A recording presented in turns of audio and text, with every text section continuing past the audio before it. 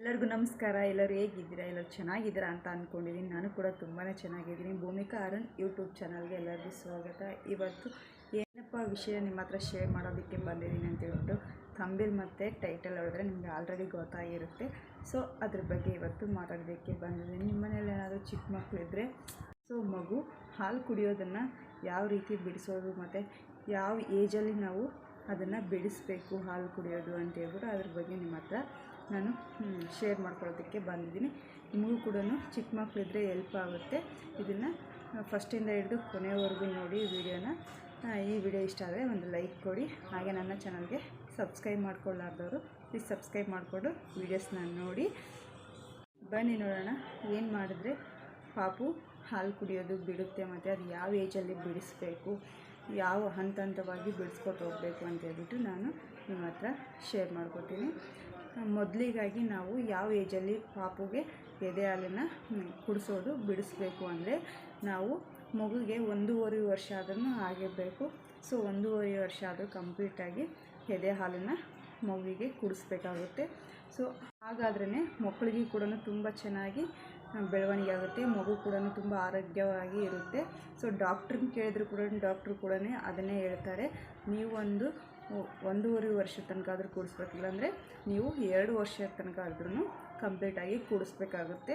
ನೀವು ಚೆನ್ನಾಗಿ ಎದೆ ಹಾಲು ಚೆನ್ನಾಗಿತ್ತಂದರೆ ನೀವು ಕಂಪ್ಲೀಟಾಗಿ 2 ವರ್ಷದ ತನಕ ಆದರೂ ಕೂಡಿಸ್ಬೇಕಾಗುತ್ತೆ. ಹಾಗಾದ್ರೆ ಮಗು ತುಂಬಾ ಆರೋಗ್ಯವಾಗಿ ಹೆಲ್ದಿಯಾಗಿ ಇರೋದಕ್ಕೆ ಸಾಧ್ಯ ಆಗುತ್ತೆ. ನೀವು ಬೇಗನೆ ನಾವು ಕೆಲಸದ ಬ್ಯುಸಿಯಲ್ಲಿದ್ದೀವಿ, ನಾವು ಬೇಗನೆ ಬಿಡಿಸ್ಬಿಡಬೇಕು ಅಂತ ಹೇಳ್ಬಿಟ್ಟು 8 ತಿಂಗಳಲ್ಲಿ 9 ತಿಂಗಳಲ್ಲಿ ಬಿಡಿಸ್ಬಿಡ್ತಾರೆ. ಆ ರೀತಿ ಬಿಡಿಸೋದು ತಪ್ಪು. ಕಂಪ್ಲೀಟಾಗಿ ನಾವು 1.5 ವರ್ಷ ಆದ್ರೂ ಮಗುಗೆ ಎದೆ ಹಾಲನ್ನು ಕೂಡಿಸ್ಬೇಕಾಗುತ್ತೆ. ಯಾಕಂದರೆ ಎದೆ ಹಾಲು ಮಗುಗೆ ತುಂಬಾ ಇಂಪಾರ್ಟೆಂಟಾಗಿ ಆಗಿರುತ್ತೆ. ನೀವು ಮಗು ಫಸ್ಟು ಹುಟ್ಟಿದಾಗಿಂದ 6 ತಿಂಗಳವರೆಗೂ ನೀವು ಏನು ಕೊಡಬಾರ್ದು ಪಾಪುಗೆ.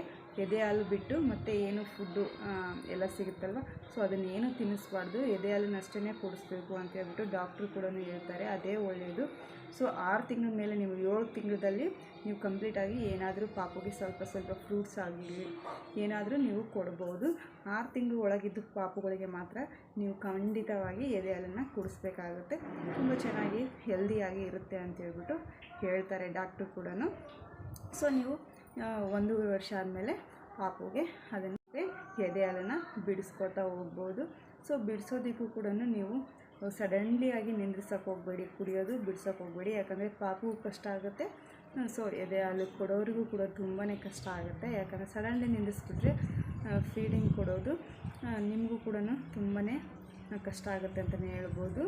ಸೊ ಅದನ್ನು ಯಾವ ರೀತಿ ಬಿಡಿಸೋದು ಅಂತ ಹೇಳ್ಬಿಟ್ಟು ನೀವು 1 ತಿಂಗಳು ಮುಂಚೆನೇ ಇದನ್ನು ಬಿಡಿಸೋದಕ್ಕೆ ಪ್ರಿಪೇರ್ ಆಗಿರಬೇಕು.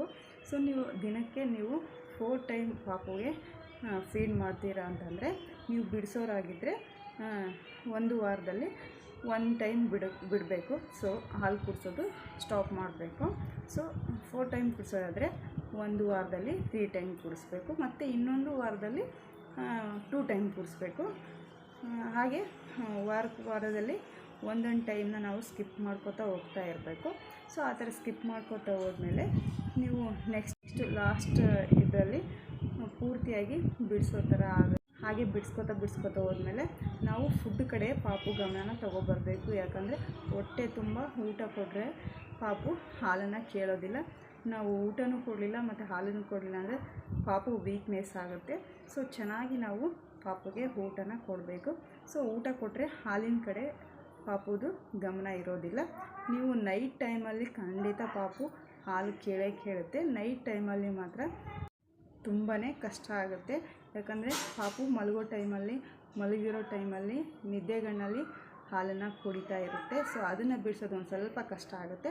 ಸೊ ಅದನ್ನು ಹಿಂಗೆ ಗ್ಯಾಪ್ ಮಾಡ್ಕೋತಾ ಹೋದರೆ ಸೊ ಪಾಪು ಹಾಗೇ ಬಿಟ್ಕೊಬಿಡುತ್ತೆ. ಯಾಕಂದರೆ ನೈಟ್ ಟೈಮಲ್ಲಿ ಚೆನ್ನಾಗಿ ಊಟ ಮಾಡಿಸಿ ಮಲಗಿಸಿದ್ರೆ ಮಾತ್ರ ಪಾಪು ಎದ್ದೊಳೋದಿಲ್ಲ. ಸೊ ಹಾಲು ಕೂಡ ಕುಡಿಯೋದಿಲ್ಲ. ಚೆನ್ನಾಗಿ ನಾವು ಹಾಲು ಬಿಡಿಸಿದ್ವಿ ಅಂದರೆ ಅವ್ರಿಗೆ ಅಷ್ಟೇ ಪ್ರೋಟೀನ್ ಇರುವಂಥ ಊಟನ ನಾವು ಕೊಡಬೇಕು.